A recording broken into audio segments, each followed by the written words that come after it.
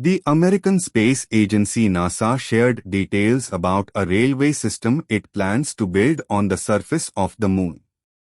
We want to build the first lunar railway system, which will provide reliable, autonomous, and efficient payload transport on the Moon, robotics expert Schaler of NASA's Jet Propulsion Laboratory in Pasadena, Calif, said.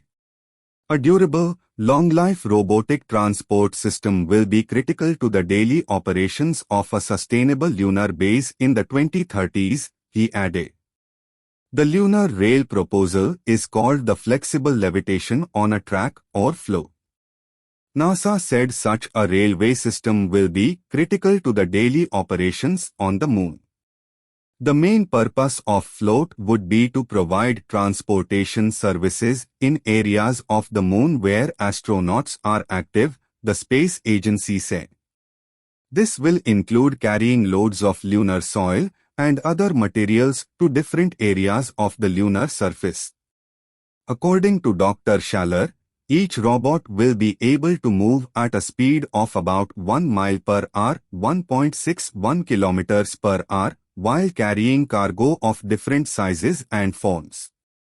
Notably, last month, NASA also announced new efforts to develop and test new vehicle models designed to explore the Moon.